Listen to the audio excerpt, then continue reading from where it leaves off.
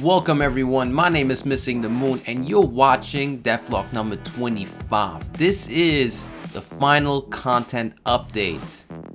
Until we're gonna do more content, but that's gonna take a long time. So let's get started with it. First up, the player.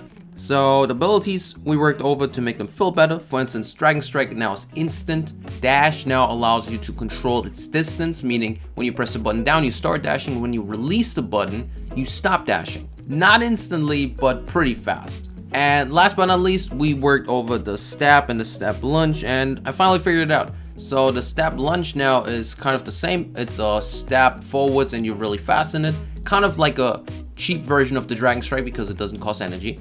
And the stab now is a power move that does a lot of damage but needs to be charged up. So you can't just do it anytime. You can do it though to do devastating damage if the enemies let you. Next up, boss fight.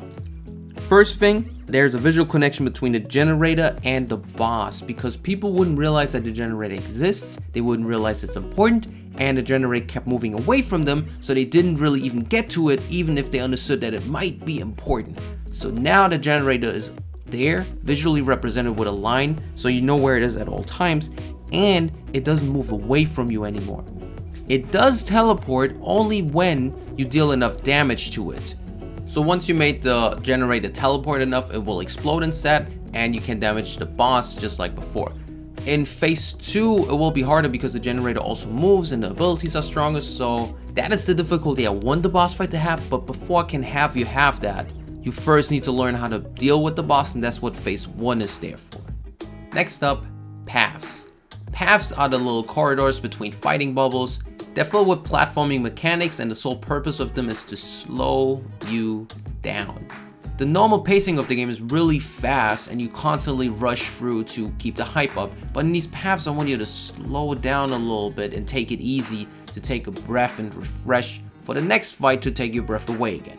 I went pretty ham on these paths and made 60 of them, and I now have great respect for people that make platforming games. Anyways, level 1 uses holes and electric gates. These are reused in level 2 and 3, but moderately. In level 2 we mainly use the jump pad and the button grounds, and in level 3 we mainly use flipping grounds and statues. Last update I talked about skill trees. I said we got this new system with progression and everything and it's really cool, but skill trees would be so good with it. So now we got it because that's what I do. The skill trees work this way. When you beat a challenge, you now get experience. When you beat a level, when you play the game, you get experience. All that lets you level up, and when you level up, you get a skill tree point. The skill tree point you use in the skill trees. The first one only has one element in it. It's kind of a tutorial and tells you there's more skill trees, and this is how you use a skill tree point.